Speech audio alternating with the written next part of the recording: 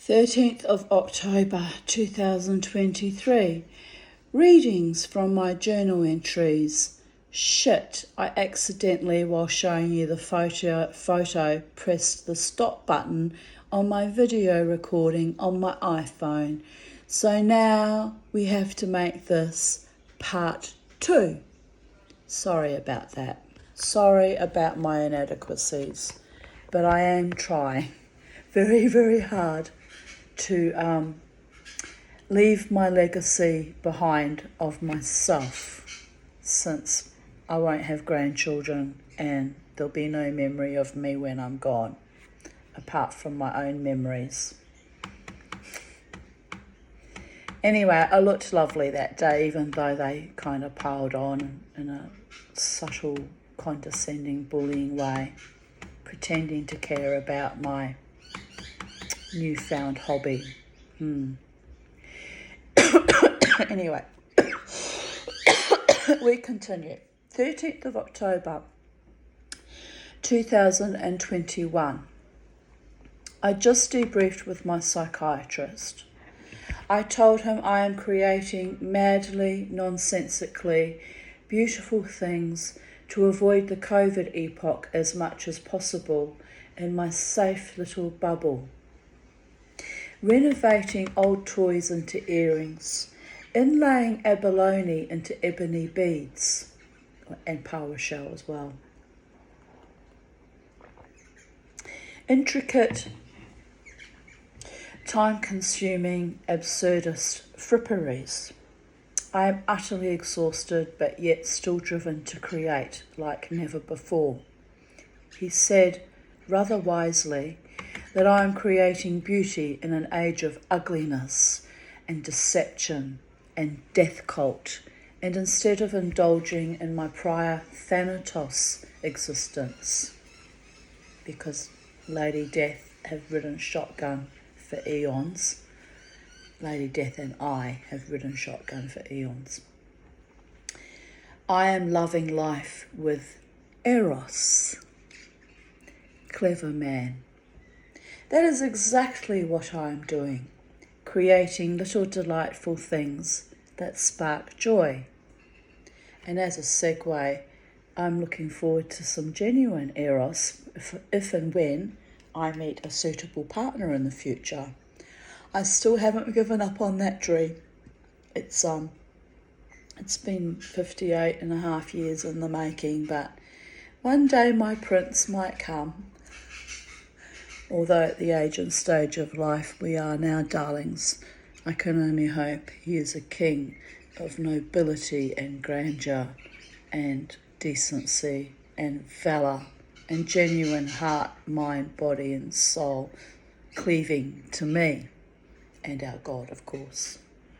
We mustn't forget that we are always under the influence of the Holy One, whether we like it or not.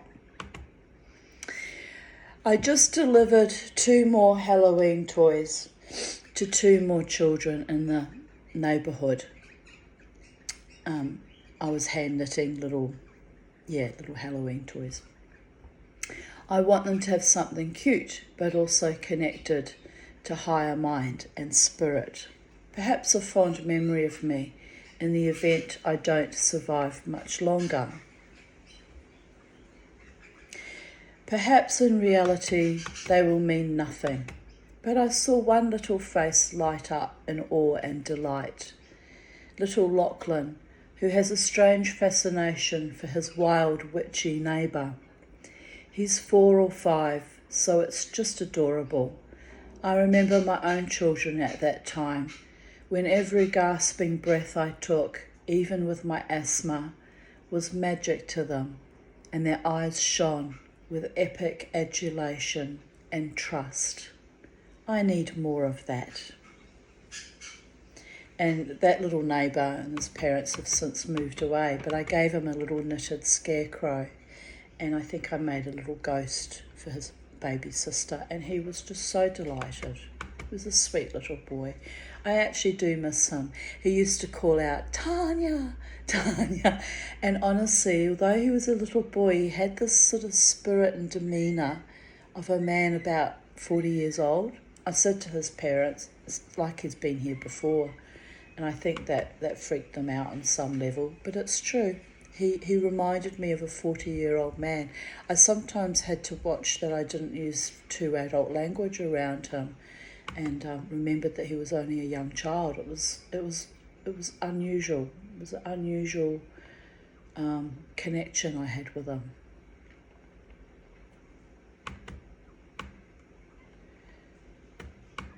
And then I've posted photos of beads that I'd made. I said I loved how. I'm almost scared to show the photo in case I cut us off again, so I won't. I love how timber reflects its inner spirit when it's ground down, a metaphor for life. No, I will show you the photo because I'm proud of my little achievements, no matter how small and inadequate and meaningless and trivial they are. Here we go. Very sweet. And none of my jewelry's sold, so all that work has been a waste. But it is what it is. What can you do? Really, what can you do? Just keep doing what you love and playing, being playful, and hoping that one day my ship will come in. 13th of October 2020, 8:12 a.m.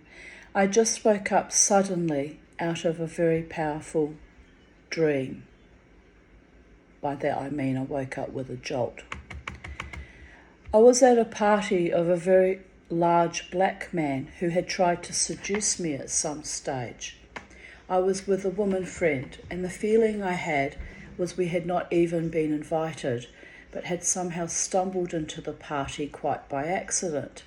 One of my interdimensional dreams I so frequently have. We looked at all the people, some of the women acting mawkishly sycophant. I walked around in deep amazement. That should say I walked around looking in deep amazement at the amazing artworks and sculptures. Women scurrying around with groups of other people offering cocktail meatballs. Somehow my woman friend, who looked a bit like my former friend Jenny, laughing my ass off,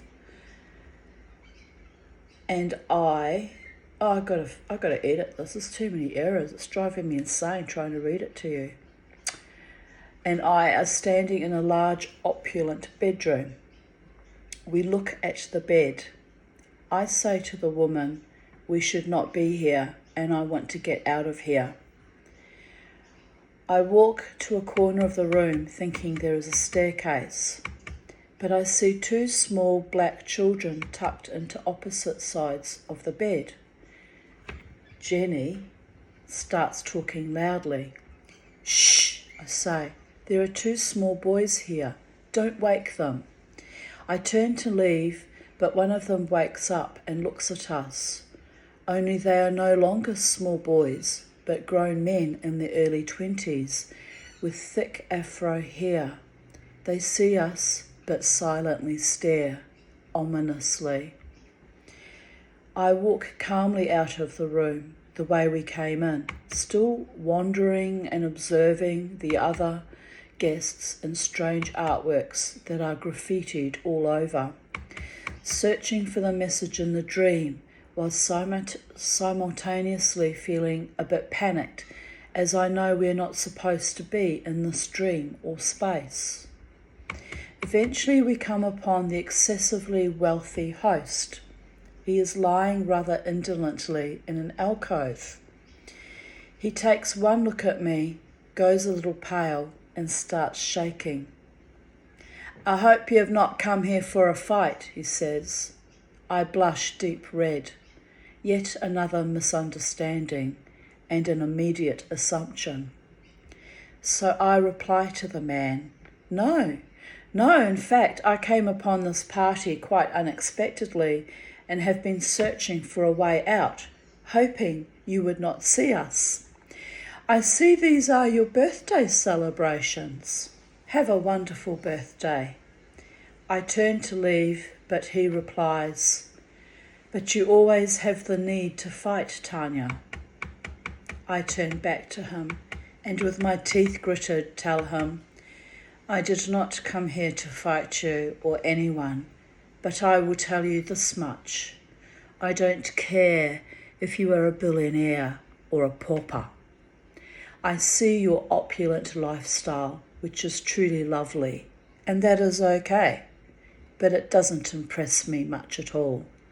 I am only ever impressed by respect."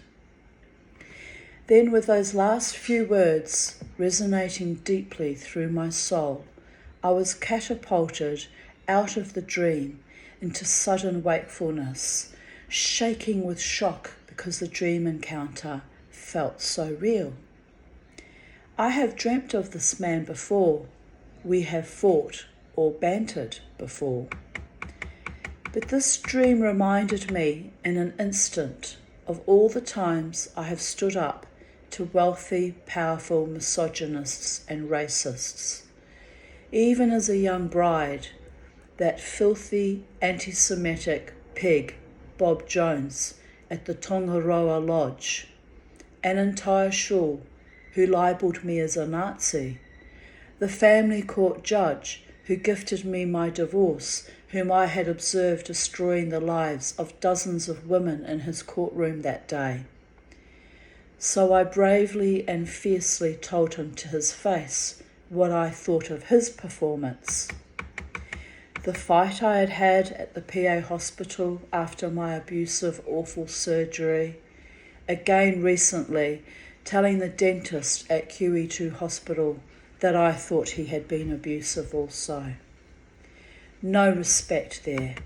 It has all been a surreal, long-standing Hunger Games, miserable life dealing with cruel, amoral morons. Yet here I am, the psychedelic dreamer, awake and aware in the seamless dreaming of a dystopian nightmare. We are not free until everyone is free, including my enemies. Yuck. I want to be free of those soulless, witless, evil, shallow, dirty bastards. Maybe when I am dead. In the meantime, I will keep standing up and demanding respect everywhere I am. It's a matter of principle. My cousin Megan Phillips replied, "I think you shall meet this man of your dreams one day, cousin. Maybe you will even fight. He doesn't know your life or why you've had to fight. Survival of the fittest, baby. Oh, and was that Sir Bob Jones from over here? He is just a wealthy mongrel. Being rich doesn't make him less of one." Me, I refuse to call that foul man Sir. Yes, I had a good look at the man's face. He looked a bit like my acquaintance Herb, as he had his large stature, but his face looked more like the actor in The Green Mile, which in itself is telling, as he has the famous quote about being sick of people being evil to each other and would vomit out the disease and negativity from people he healed. So there is that. I have done a lot of purging lately, both physically and etherically. But I studied that man's face well this time, so I will recognize him if we ever cross paths in 3D reality. But to be honest, it's probably just one of my convoluted trauma dreams and my brain defragmenting after yesterday's upset with those vile dickheads, Shine lawyers. And then later on that day I post lovely photos because I must have gone out in the afternoon to Myala with my daughter Crystal. Myala is at Mount Glorious. So there's a photo of me hugging a tree.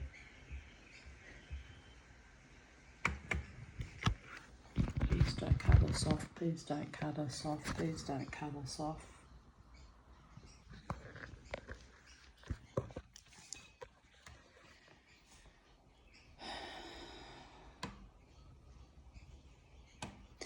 My cousin Megan Phillips replied, "That's what I do, lol. Hug the trees and hongi them," which is to touch noses and forehead together. It's a mark of respect. Their scent is amazing. It was a beautiful, magical day, cousin. Kiss, kiss, kiss.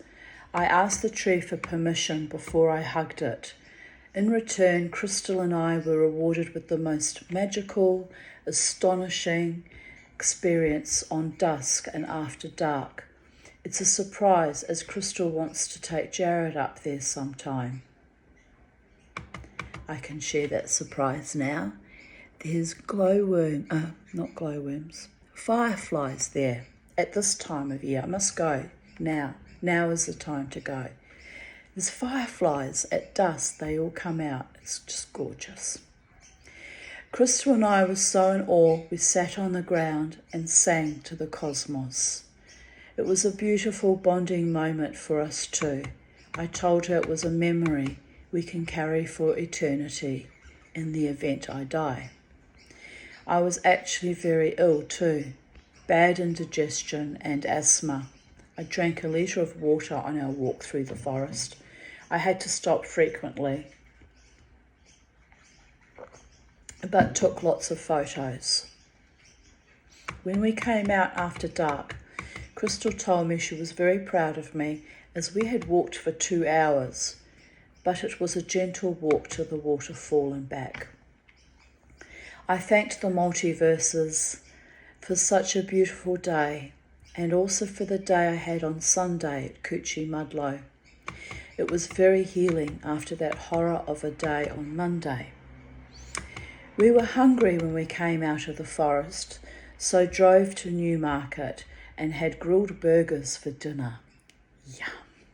I had not eaten apart from a lemon meringue pie Crystal bought me for afternoon tea, so I was ravenous. I was surprised as Crystal finished her burger before I did. We were so hungry. All that fresh mountain air and stomping through the forest. Crystal said, "I am a hobbit, Mum." I laughed and said, "Of course you are. You are my daughter and have my big feet." We laughed. She lent me her sneakers, which fit me well. I don't own any sneakers, as they always hurt me so much breaking them in that my feet bleed. Crystal is going to buy herself a new pair and give me her old ones. Cool. My cousin Megan wrote, "I am so glad you had that wonderful moment and day, cousin." I am too. As I say, it's all I've got left now is memories. My other cousin, who's actually my father's first cousin, Melissa Rose Kelly, wrote, "Nice view of your bum, lol, but it's nice to hug a tree now and then." And I replied, "Hey, my ass is class, except when it's not." The tree did not mind. Hang on, we've done a little skip here. And Melissa replied, "I wouldn't have minded being hugged by you either." And I replied, "No, sending you virtual hugs." And she replied, "Thank you, can't wait to see you again." And I replied with big grins. And Simon Sawyer, who's a previous Facebook friend of mine, it went awry, as it does when men get obsessed with me. Lucky tree. And I replied, "That tree took my terminal grief and turmoil and handed me back peace." Trees weather many storms, but always hold their ground. A metaphor for life. I can't wait to go back there actually. I felt so loved and welcome in that forest. And my friend Nigel wrote, "Well, you're grounded now."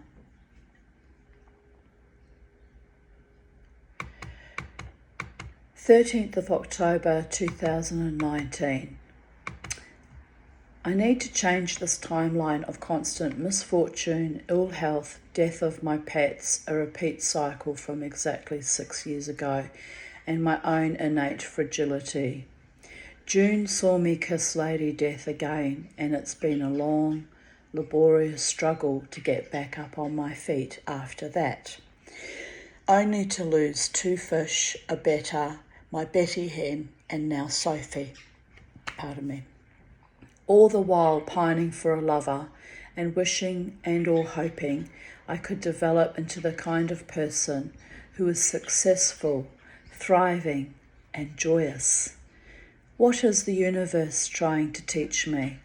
I need an intervention, or an ascension, or a cuddle, rocking my heart and mind and body with the vicious vicissitudes of viscous, visceral fate. Fuck! Last night, Sophie asked to go outside. She seemed unwell, so I was greatly worried. She has not returned. So exactly 6 years after Zulu died of a tick, I have managed to lose another cat. This hot on the heels of Betty hen dying 2 weeks ago. I feel hammered by the gods, hammered like tungsten carbide into a weary old wise woman. I hope Sophie comes home so I can get her to a vet. All my cats are of mature age, so one by one they will leave me. It is going to be very painful. My little fur family. They gifted me so much love and support, more than most humans. And then I posted a lovely picture of sunflowers from a trip we'd had at Byron. I will rejoice in the ones that are still with me. Mr. Socks, looking rather handsome. He's also passed on now in 2021. My beautiful boy.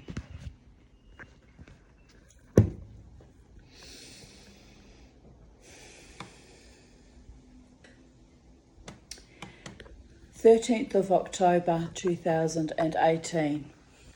Interesting night. I have had 5 hours sleep. I danced all night, even with a pinched nerve, 'cause Mama T is irrepressible, indomitable, and twisted like that. I watched as my friends began new romances, and I was glad for them. We all deserve happiness and true loves in our life. I was bemused when one of the regular guys came to sit near me, and worried about my male friend being hunted by a woman who has only been coming to the casino in recent weeks. He asked me if he was single. I said, "Oh yes, of course." Then he looked confused and worried, as most of the regulars assume my man friend and I have a thing. That would be Adam, who did actually hook up with that woman and they're together still, but we were just friends. I said, "Oh no, we actually discussed it earlier. I am waiting for a man who is genuine and authentic and not intimidated by me. Also one who is not a bollocking bastard." I threw my head back and laughed. Truth bombs. The new woman worked my friend up, constantly all over him, and sure enough, as a man is naturally inclined to do, he took the bait.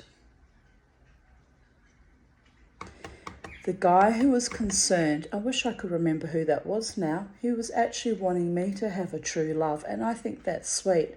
I can't remember who that person was. It's rare that people at the casino actually had my back and wanted to see me happy and in love with a wonderful man. It was so rare. They mostly sabotaged me at every opportunity, including with Dave Charles. It was really evil what was going on. The guy who was concerned stood and watched me for a while after my friend and his new lover left. I just stared back blankly, with a resigned look on my face. No man at that place has ever been genuinely interested in pursuing a relationship with me. I know it. After 7 years, and now 13 years, I really don't care. The dance continues. I keep myself safe and cherish, love and trust myself not to fall for any more dirty, rotten liars. I appreciate and value my true friends. Yeah, sometimes I wonder, when will it be my turn to be happy with a man? But again and again I watch as they choose other women. All good. The right man won't be so easily led astray. I had a chuckle to myself later on. Women came to me in my utter exhaustion and demanded I dance for them. My gay friend watched me carefully. He loves me in a way. Non-sexual platonic loves. That is my safe zone.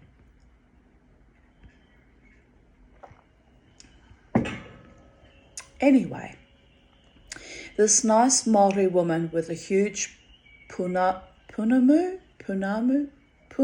pendant in greenstone kept dragging me up on my feet. She introduced herself, Tisha. I have another friend of that name. When I told her my name, she said she has a daughter called Michaela Tatiana. It's Russian. It's where your name comes from. I smiled and nodded. Here is the guidepost from Spirit. A few days ago, Crystal and I had a discussion about my name. I told her my name is Russian and short for Tatiana. She was stirring me up, telling me, no, that is not right. My name is from Titania. In frustration, I explained, yes, it is, but Titania is the English spelling and pronunciation, and Tanya, with an I, is short for that. But my name is Tanya, with a Y, short for Tatiana, Queen of the Forest Fae. Blech, but what is in a name? I said, in the next life, I will have a different name and perhaps be even a male again. Crystal smiled and said I should use my middle name, Desiree. I said I should, but that name is an in-joke bestowed upon me by my half-sister, as it means the desired one.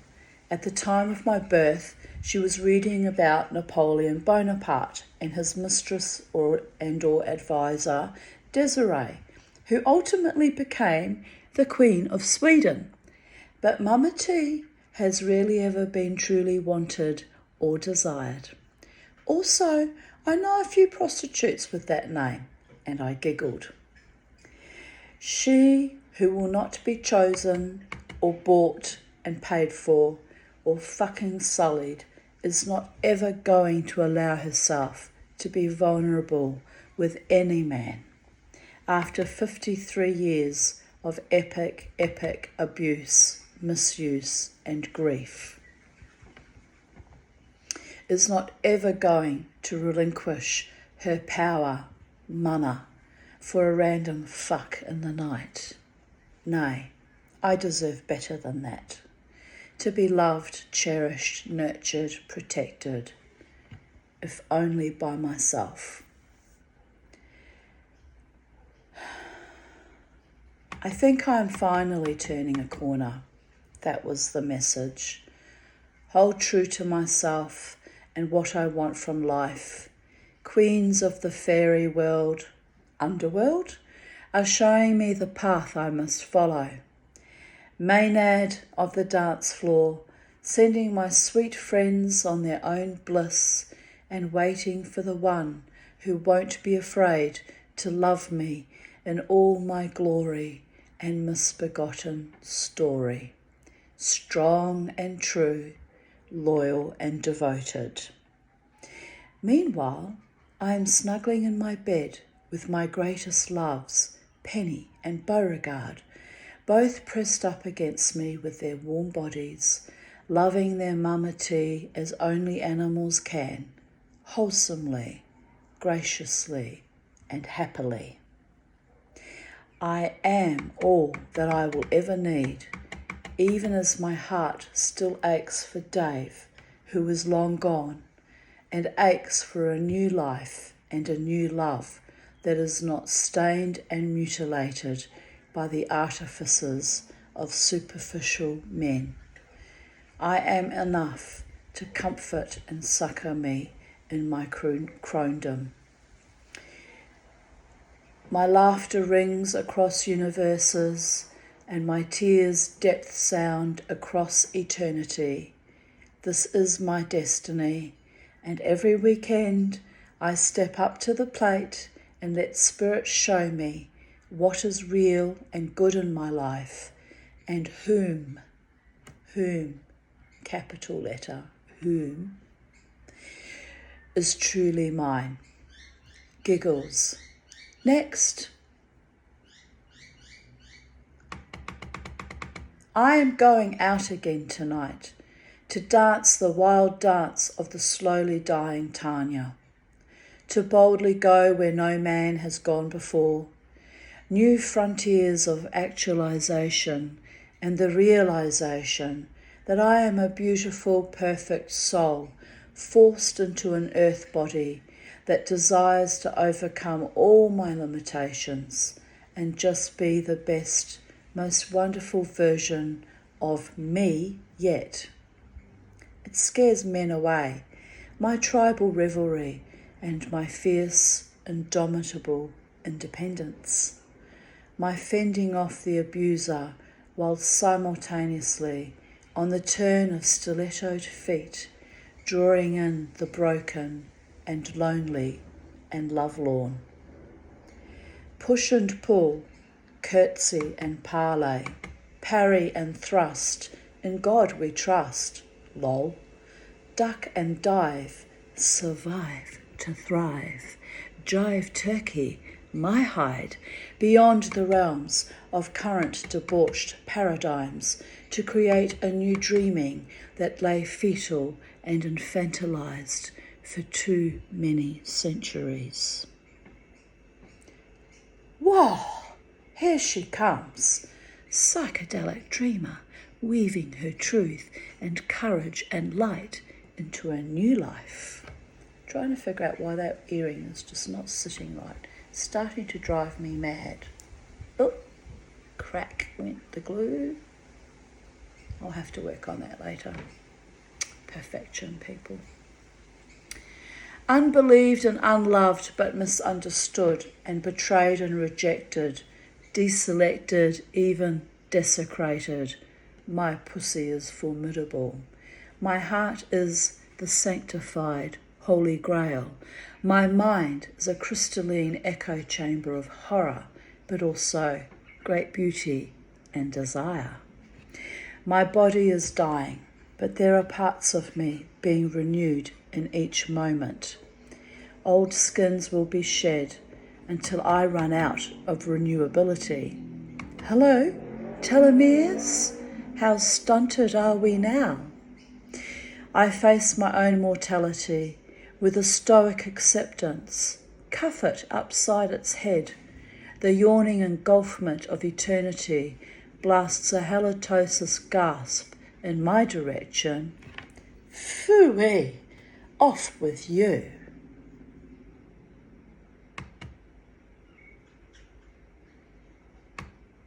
I seek something fresh and vital and life-affirming.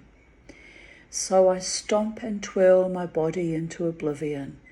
Love me or leave me, practice to deceive me, but know this, we will never be the same people again. Our time together has come but once on this broken, cracked groove. But get it right, and that melody will haunt you and taunt you, beseech you and flaunt you in another lifetime or 10 million, a curse and a blessing. Sing it, Sephirot. I know you hold my beloved hostage for me, but let him come to me, clean and clear, and so very, very dear. The much longed for one. Keep him safe for me. I am coming.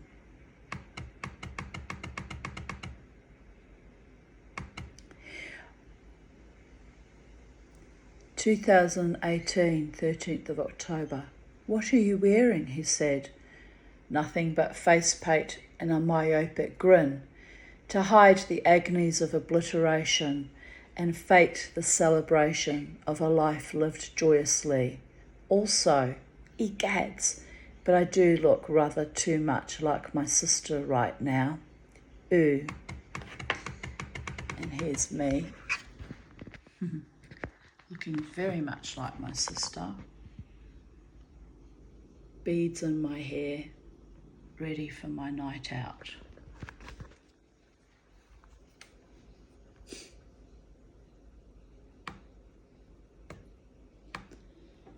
On a positive, happy note, I spoke to my nephew yesterday. He's actually my ex-husband's nephew. He is arriving on 29th of October. His wife and 2 children arrive a month later.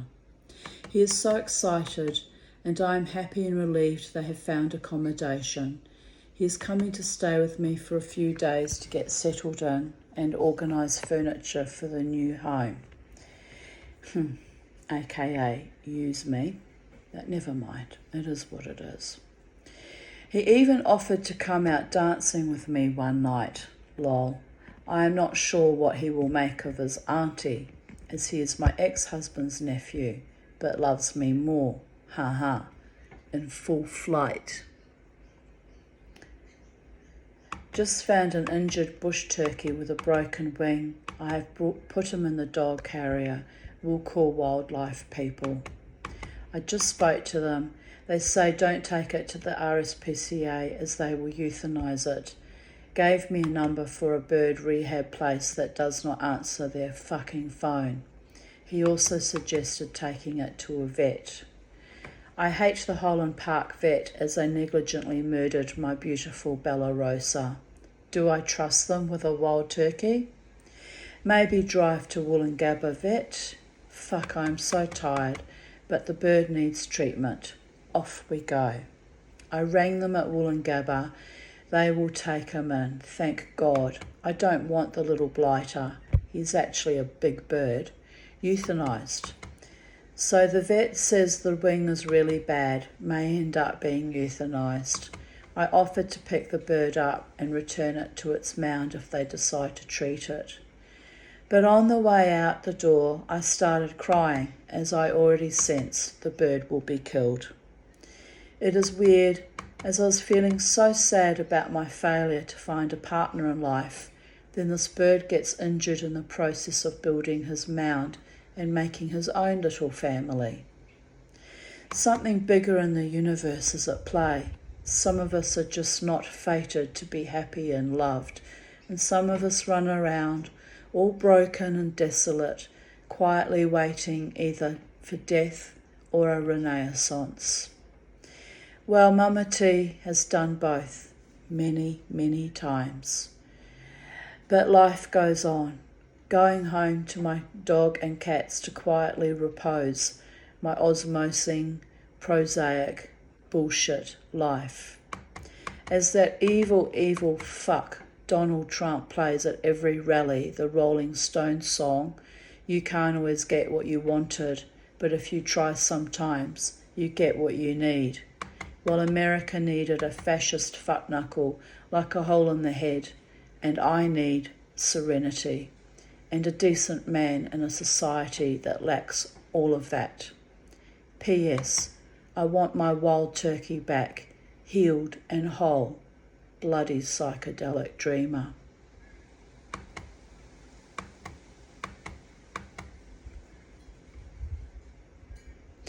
The male turkey is still building on the mound, has not realised his missus is gone yet. I lay back down on my bed feeling very sad, and my best girl sat next to me and started purring. She says, "Don't worry, Mama T. I have your back no matter what any human says or does. I love you. Thank the goddess and all that is, was, ever shall be for my cat." She's a bit out of focus, but there she is. Penny of blessed memory. My beautiful girl. My soulmate. She was a soulmate to me.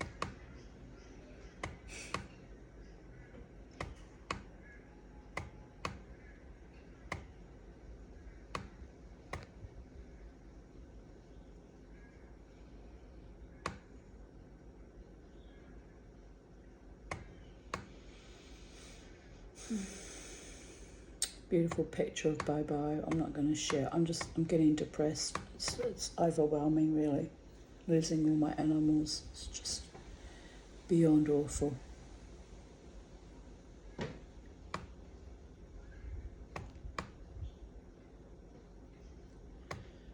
Just looking for any more interesting writings. 13th of October 2013. Came home after an awesome night out. First had dinner at Lynn's with Crystal and Jared. Then I dropped them home and spontaneously decided to go out to Irish Murphy's. I had a great time dancing with an old flame and a new flame, lol. New guy wasn't actually dancing with me, but I told him he was gorgeous and looked like Eric the Northman from True Blood. So Pete made a point of sitting next to him and shaking his hand, laughing my ass off. Sabotage, that bastard sabotaged me too. Then it was closing, so I left both of them and walked over to the casino and danced in front of my busker friend, Ellen, the virtuoso violinist, till dawn. Dawn broke with the most extraordinary aqua and turquoise skyline. Photo to follow. Then the kicker. I came home to find my boy Zulu walking funny. So fuck my life, another huge engorged paralysis tick. So off to the vet if he doesn't survive it for euthanasia. Luckily I won some money tonight for the first time in my life, enough to cover the vet bill. My life is a giant hurdy-gurdy ride with more hurdy than gurdy. Vomits. Oh well.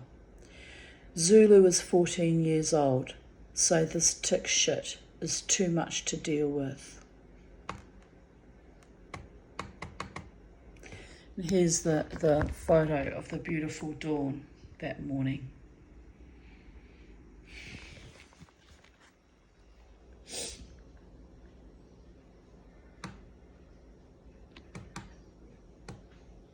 Last week, my favourite and only fur grandchild,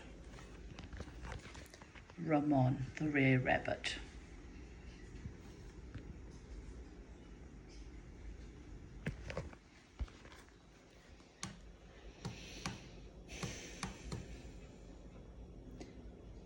Zulu was lying under a bush, catching breezes and the shade. He just had a lovely scratch from me. My heart is broken, but he is still alert enough. I just can't kill him off yet. If he survives the night, he will have a vague chance. But who knows? Cats are very good at fighting these things.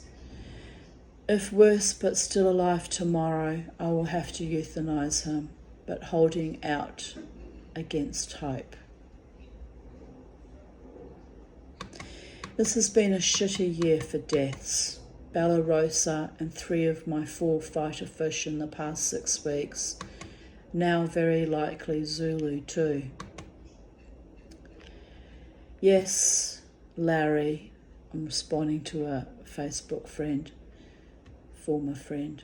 My God has a very fucked up sense of humour. Gives me with one hand and rips away with the other. It's not fair, but who am I to complain? It could be worse. My daughters, God forbid, or my gorgeous friends.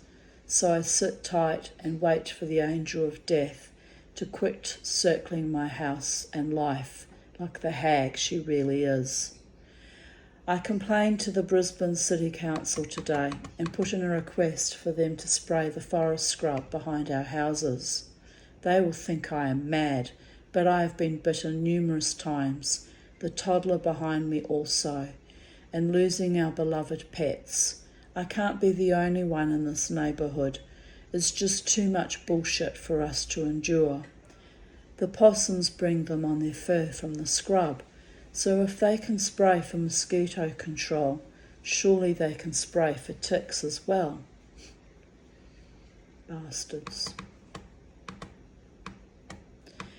And on that note, I wrote back in 2011 of even date, looking forward to a great day tomorrow and evening and a well-deserved break from bloody housework. Grr. At least it's almost done now, so I can relax again. And that completes my writings from today. 2 videos split into 2 because of my boo-boo. And have a beautiful day, people. As you can see, I became more and more depressed as I went on because being reminded of all the losses of all my beautiful pets has been grueling. I'm still not over the loss of Beauregard on the 1st of August. And it is now the laptop is wrong. It is now 1:45 p.m. And I'm planning on going dancing tonight, but I'll see how I feel. I'm quite tired today. See how I feel tonight. Perhaps if I have a little nap and re-energise myself, I might be able to push myself out there. And so have a beautiful day, evening, afternoon, wherever you are on the space, in the space-time continuum. And I hope you enjoyed my journal entries, my stories, my experiences, gleaned some wisdom from them, and talk to you soon. Bye for now from Titania's Realm at Sacred Space. Love you all.